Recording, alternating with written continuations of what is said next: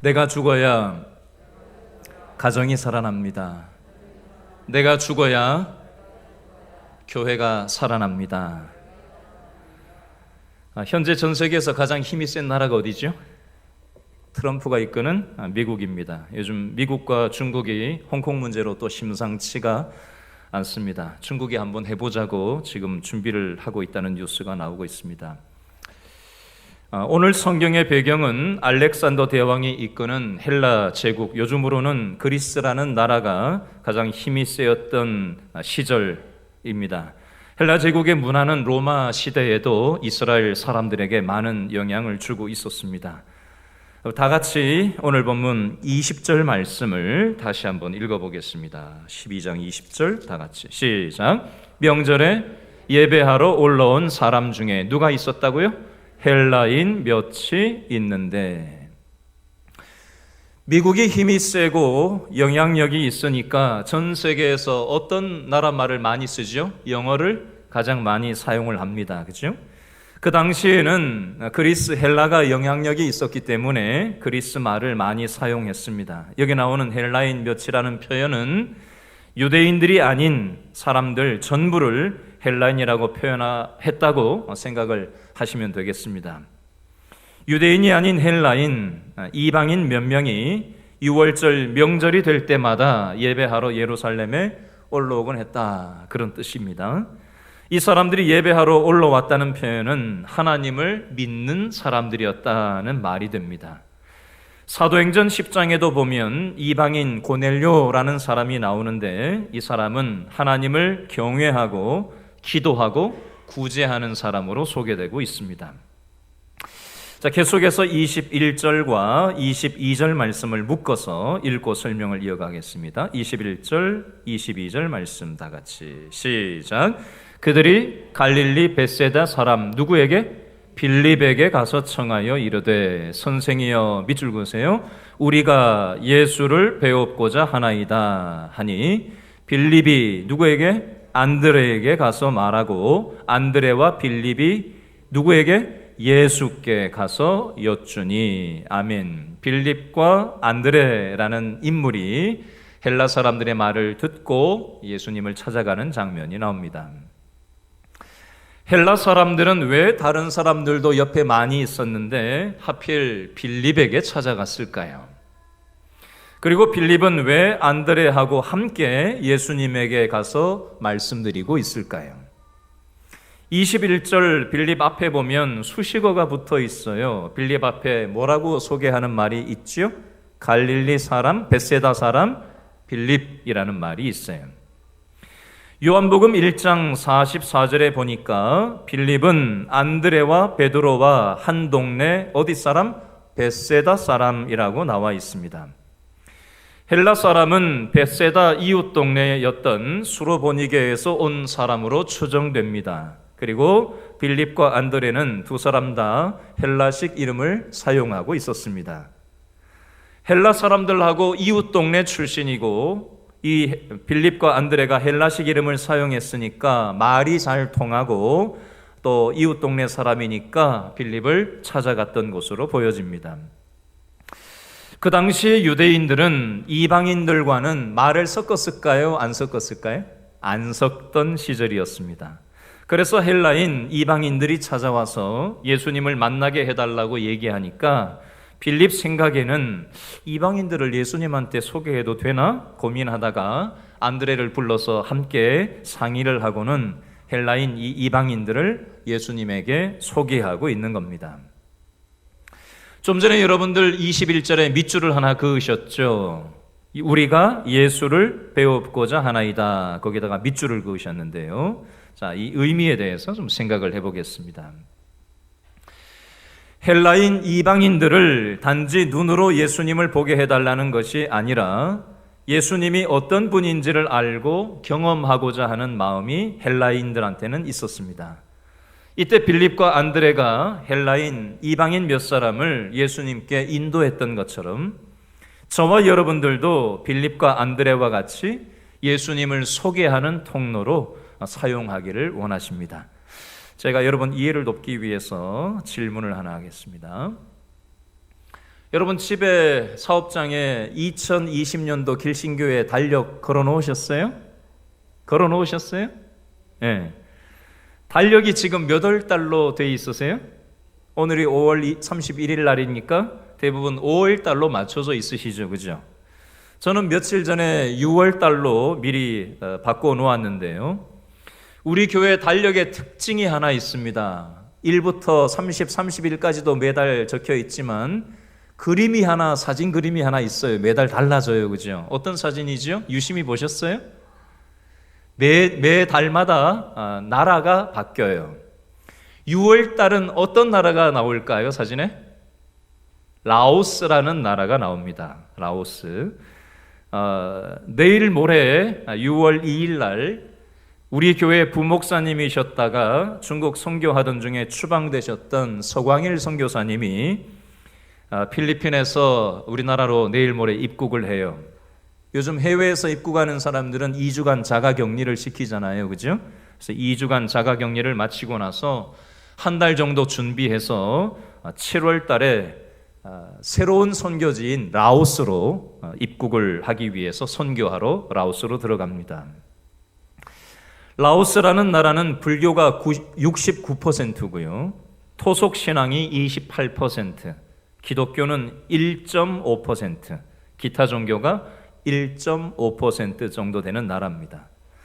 저는 빌립과 안드레를 통해서 헬라인 이방인들이 예수님을 만나게 되었던 것처럼 서광일 선교사님 가정을 통해서 그동안 17년 전까지 공산 정권 하에 있었고 기독교 박해가 있었던 이 나라, 여전히 불교와 토속 신앙과 공산 정권의 기독교 탄압이 여전히 영향력을 발휘하고 있는 이 라오스의 수많은 영혼들을 우리 서광일 선교사님 이 가정을 통해서 예수님을 만나게 되는 일들이 일어나게 될 줄로 믿습니다.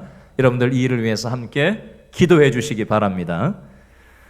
헬라인 이방인들이 우리가 예수를 배우고자 하나이다 라고 지금 말했는데요. 이 말은 오늘 예배에 참석한 우리들의 고백이 되어야 된다고 생각합니다. 저는 저와 여러분이 단지 오늘 예배에 물리적으로 참석을 하고 앉아서 구경만 하다가 그냥 돌아가지 않으시기를 바랍니다. 지나간 한 주간 동안 우리가 살아가는 이 험악한 세상 속에서 가정생활을 하고 또 직장생활을 하고 여러분들 살아온다고 얼마나 애를 쓰셨습니까? 고달프고 힘든 삶을 한 주간 동안 살아오셨는데 오늘 우리가 이 예배를 드리면서 우리들에게도 헬라인들이 고백했던 것처럼 우리가 예수를 배우고자 하나이다 라는 이 고백이 있게 되기를 바랍니다. 저를 따라서 해주시기 바랍니다. 우리가 예수를 배우고자 하나이다. 내가 예수님을 만나고 싶습니다. 이 마음이 저와 여러분의 마음 속에 있게 되기를 바랍니다. 누가복음 11장 9절 10절 말씀에 어떤 사람에게 예수님이 만나주신다고 돼 있냐?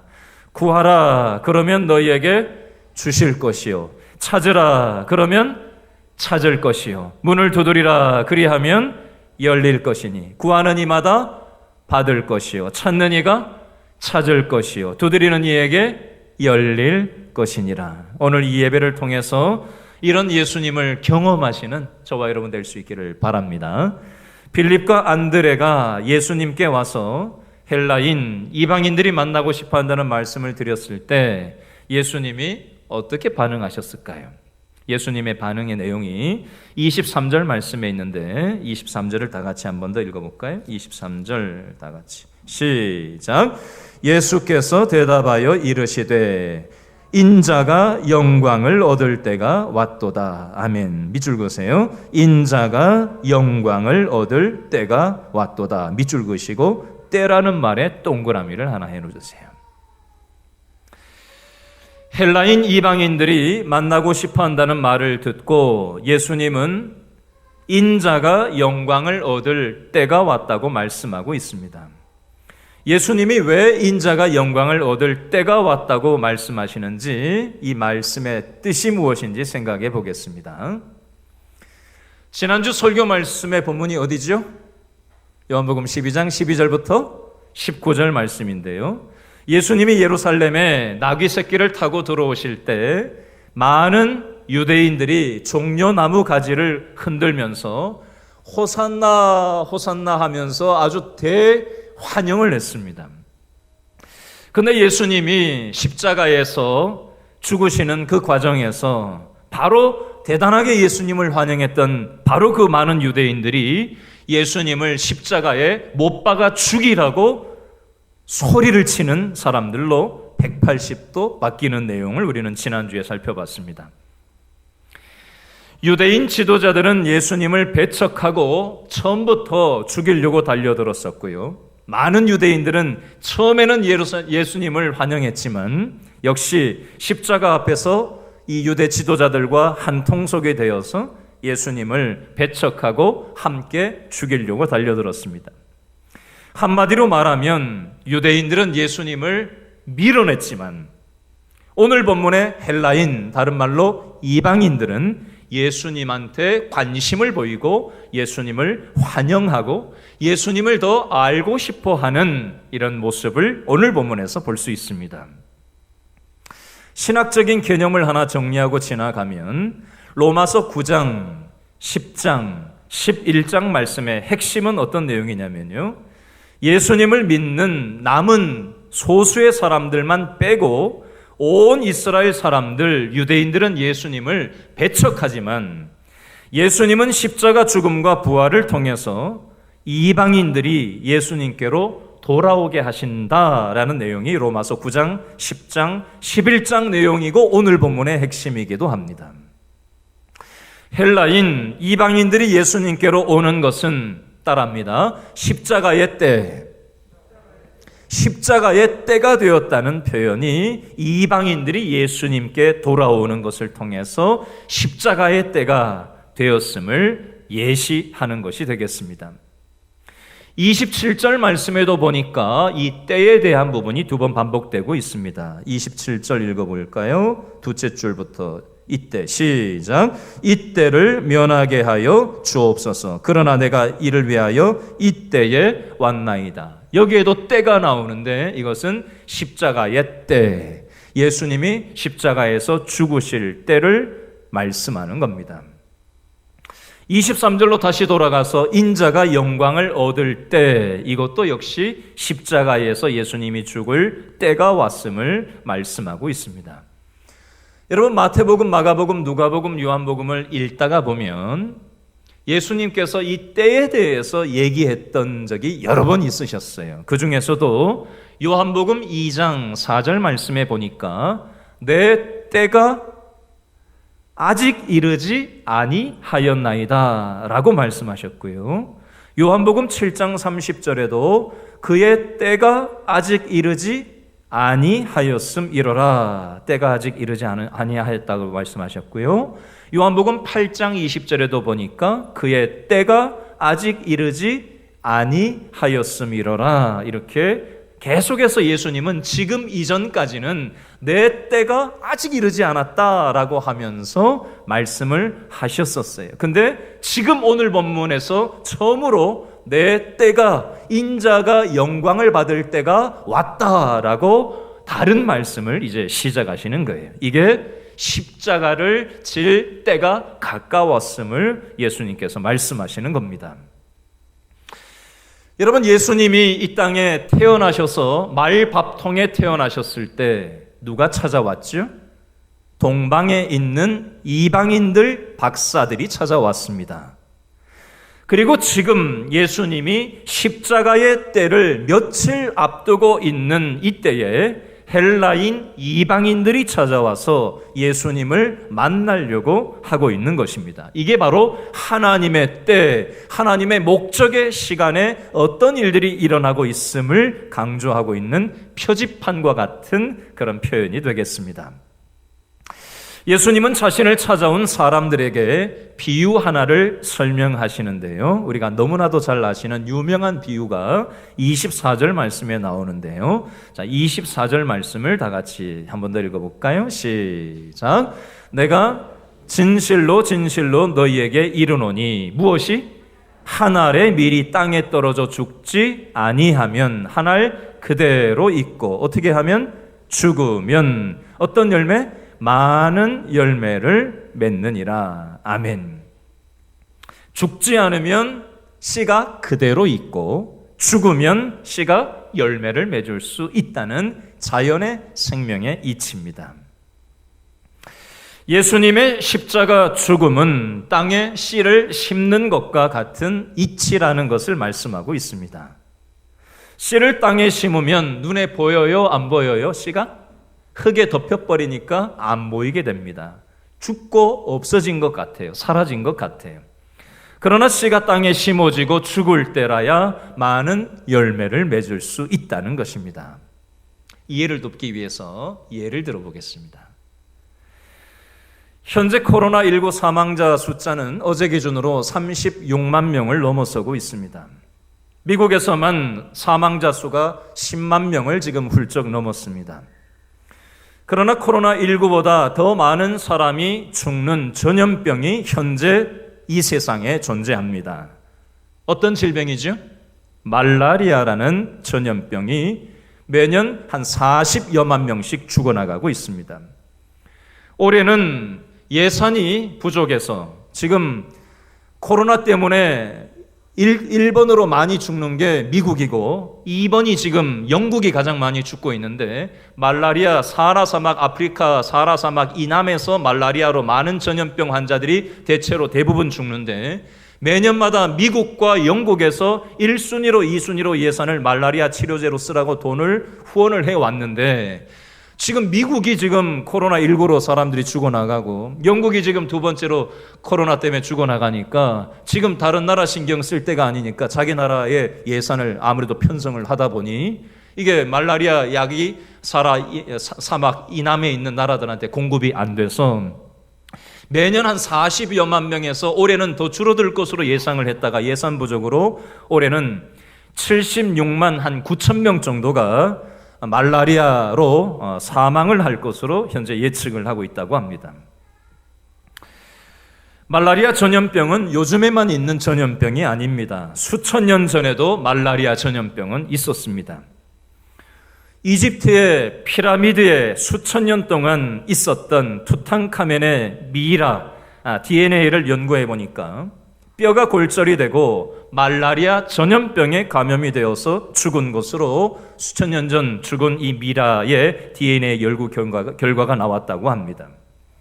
근데 여기에서 씨앗들이 그 미라와 함께 발굴이 되었는데 무덤에서 발견된 이 씨앗이 수천 년이 지났는데 이게 과연 생명이 있을까 싶어서 땅에 흙에다가 심어봤다고 합니다. 어떻게 됐을까요?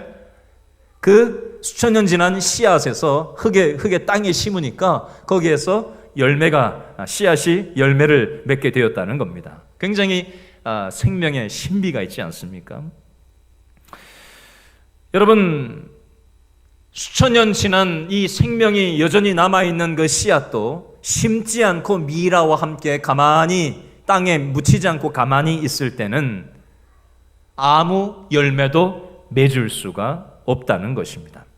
그러나 그 씨앗이 땅에 심겼을 때 그 땅에 심기고 씨앗이 죽는 것으로 인해서 생명의 역사가 나타날 수 있다는 이 자연의 이치로 오늘 24절 하나의 미랄의 원리를 통해서 예수님은 십자가에 죽어지는 것을 통해서 많은 생명이 나타날 수 있음을 우리에게 교훈하고 있는 겁니다.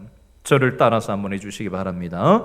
죽지 않으면 그대로 있고 죽으면 많은 열매를 맺습니다.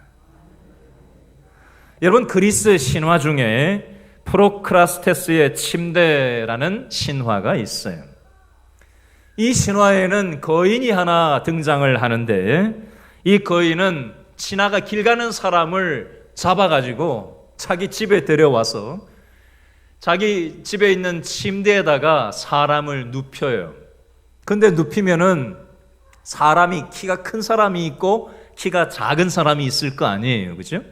어떤 사람은 자기 집에 있는 침대보다 더 키가 큰 사람이 있을 것이고 자기 집에 있는 침대보다 키가 작은 사람이 있을 거 아니에요? 그러면 이 거인이 어떻게 하는지 아세요?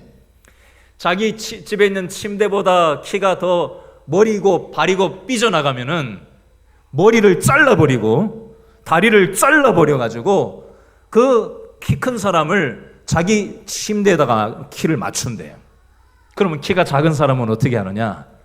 머리를 잡아 당기고 다리를 잡아 늘어뜨려가지고 뼈가 다 으스러지고 이렇게 목이 막 뼈가 튀어나오고 해서라도 그 사람을 침대 크기에 갖다 맞춘다고 합니다. 여러분, 이 신화에 보면 이 프로크라테스라는 이 거인은 나중에 어떤 결과를 얻게 되냐면 테세우스라는 이 신한테 자기 역시도 똑같은 방식으로 그렇게 죽고 마는 결과를 당하게 된다고 합니다. 그리스 신화에 나오는 내용이긴 하지만 오늘 현실을 살아가는 저와 여러분의 삶의 모습과 굉장히 유사한 원리가 있습니다. 우리는 우리의 생각이라는 침대를 가지고 있어요. 우리는 우리의 마음이라는 침대를 가지고 있어요. 우리의 생각에는 나름의 기준이라는 게 있습니다. 우리의 마음에도 어떤 기준이 있어요. 자녀 양육을 하는 데 있어서도 내 생각 기준하고 오차가 생기면은 우리는 무참히 자녀가 나와 다른 것을 잘라버리고 싹둑 베어버려서 어떻게든지 내 기준에 자녀를 맞추려고 듭니다. 작으면 채워지지 않으면 잡아 늘려서라도 고통이 있건 말든 늘려서라도 자녀를 나의 기준에 내 생각과 마음에 맞추려고 합니다. 여러분, 이것은 자녀 양육에만 해당되는 내용이 아니라 부부와의 관계에서도 마찬가지입니다.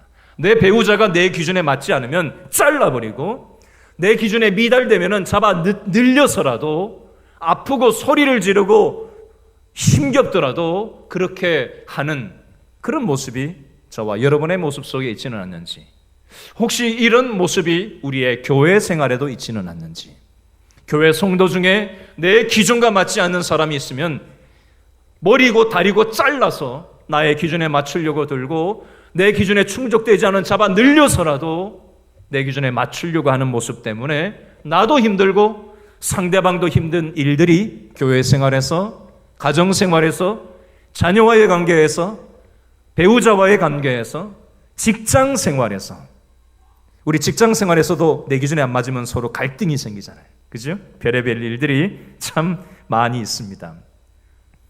어제 제가 교회 쪽으로 저녁에 이렇게 차를 몰고 오다 보니까 어떤 차가 길을 막고 있어요. 그래서 제가 길을 좀 비켜주시죠?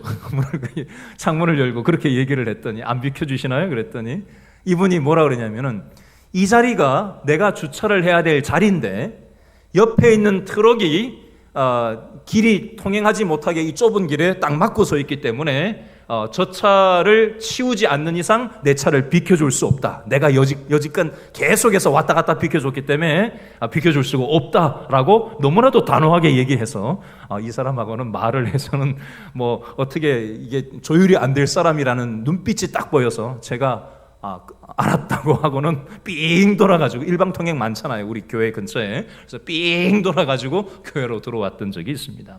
사람마다 자기 기준이라는 게 있는데 그것 때문에 나 자신을 얼마나 힘들게 하고 또 내 주위에 있는 사람들을 얼마나 우리가 피곤하고 힘들게 하면서 살아가고 있는지 한번 돌아볼 수 있었으면 좋겠습니다.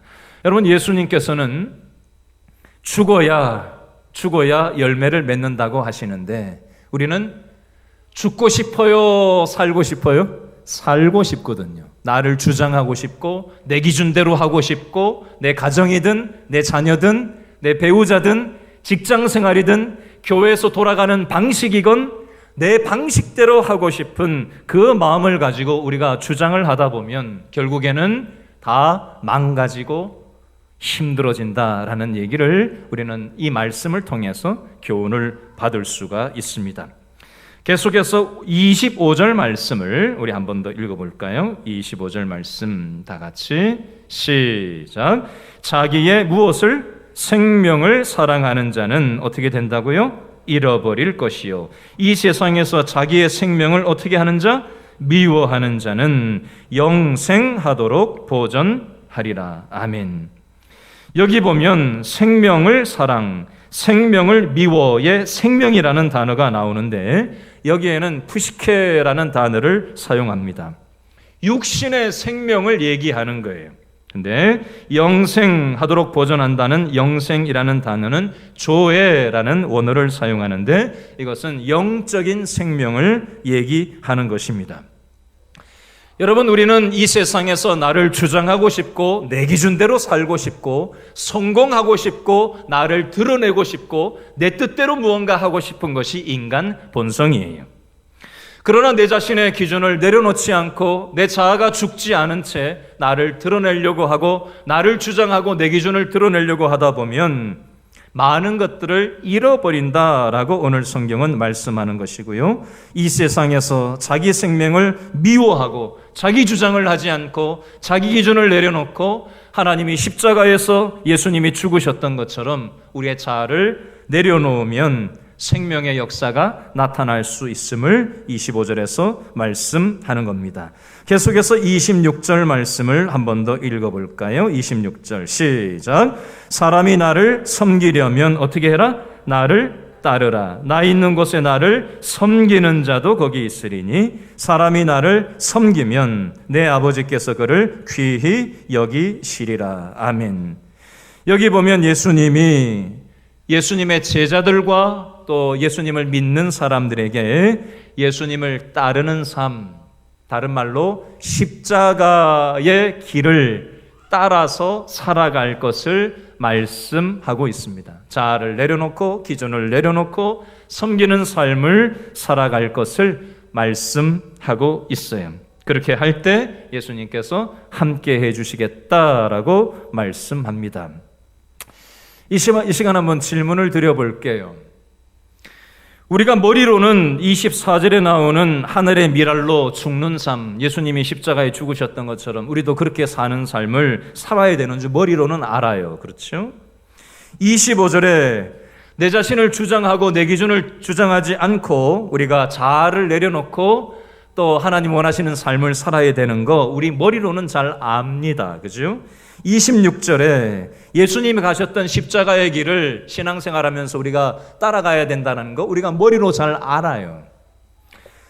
하나님의 말씀대로 십자가의 정신으로 살아야 된다는 걸 알기는 아는데 막상 직장 생활에서 막상 부부관계에서 자녀와의 관계에서 또 이해관계가 딱 맞물린 감정이 딱 맞부딪히는 그 상황 속에서 내 자신을 내려놓는다는 거 하고 싶은 사람은 없습니다. 본성상.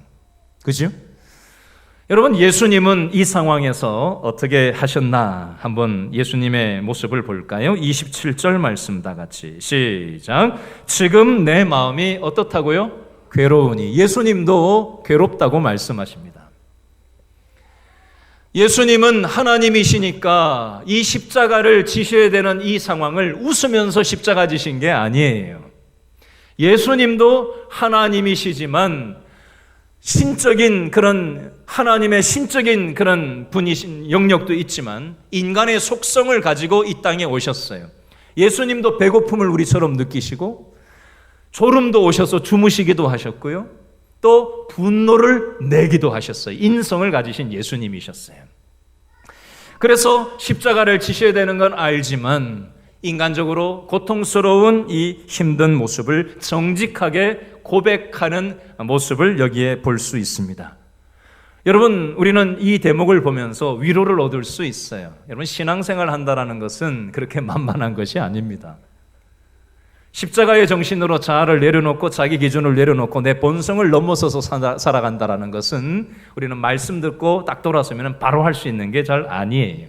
예수님조차도 힘들다고 말씀하시잖아요. 그래서 예수님께서 어떻게 하시는가 한번 볼까요? 27절 다시 한번 읽겠습니다. 시작. 지금 내 마음이 괴로우니 무슨 말을 하리요? 그 다음에 예수님이 기도를 하시는데 기도의 내용이 나옵니다. 아버지여 나를 구원하여 이때를 면하게 하여 주옵소서. 그러나 내가 이를 위하여 이때에 왔나이다. 아멘. 예수님께서 힘든 마음을 가지고 기도하시는 장면이 나와요.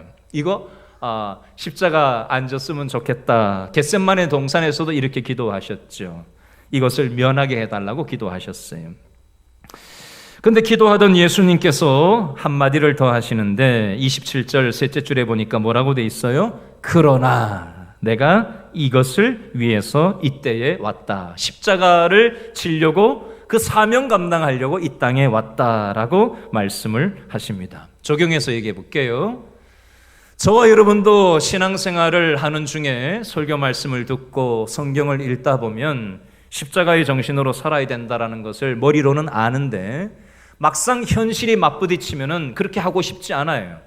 믿음으로 살아가는 것이 우스워 보이고 옆에 있는 사람들한테 바보처럼 사는 것처럼 보이고 손해보는 것 같고 이상하다고 사람들은, 믿지 않는 사람들은 여깁니다. 자존심도 상하고요. 내가 왜 저 사람한테 이렇게 자존심 상하면 할 말도 못하고 손해보고 이상한 사람 취급받고 이렇게 해야 되나? 나 그렇게 살고 싶지 않은 마음이 올라올 때가 있어요. 이때 예수님이 하셨던 것처럼 우리는 어떻게 되느냐? 기도의 자리로 들어가야 돼요. 근데 처음에 기도할 때는 어떤 마음이 들죠? 나 그렇게 하고 싶지 않아요. 이런 마음이 들어요.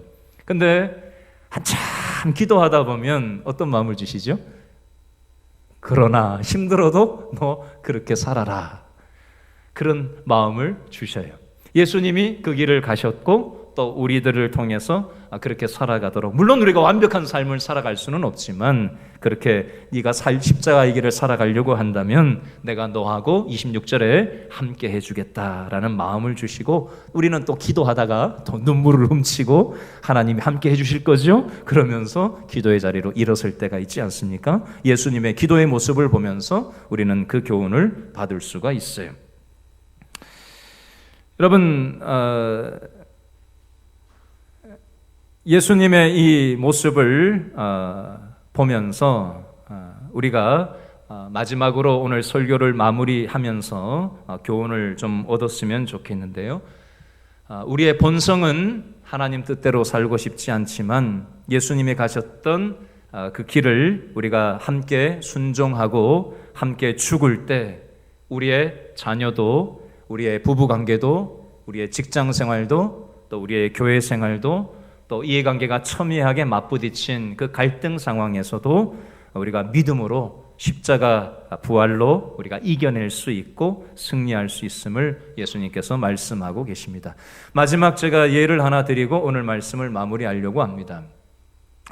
처음에 말씀드렸던 우리 부목사님 출신인 우리 서광일 선교사님, 중국에서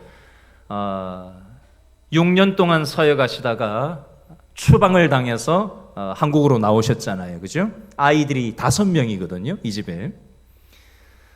그래서 필리핀에 한 1년 동안 그동안 계셨던 거고, 지금 라오스로 지금 다음 달에 다시 출국을 하게 되는데, 라오스로 들어가려면 새로운 라오스 말을 새로 이제 언어를 배워야 돼요. 그동안 중국말을 배웠는데 이제 라오스 말을 또 배워야 돼요.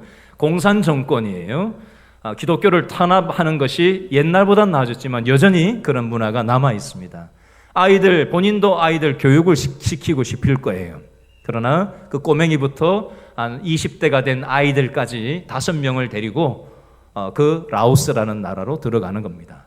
여러분, 이것이 내 기준을 내려놓지 않으면 어떻게 이 일을 할 수 있겠어요? 눈으로 보이는 것만 생각하면 그게 무슨 영광을 받을 일이겠어요? 세상 기준으로 봤을 때. 그러나 예수님께서 가셨던 그 길을 힘들지만 어렵지만 순종하면서 가는 사람들에게 하나님께서는 함께 해주시고 또 그 순종을 통해서 생명의 역사가 나타날 수 있다라는 사실을 기억하시면서 저와 여러분들도 예수님이 가셨던 그 길을 흉내내면서 완벽한 삶을 살 수는 없겠지만 우리가 우리 자아를 죽일 때, 십자가에서 죽을 때 하나님께서 원하시는 열매 맺는 삶을 살게 되는 줄로 믿고 믿음으로 나가는 저와 여러분 다 될 수 있기를 바랍니다. 기도하겠습니다.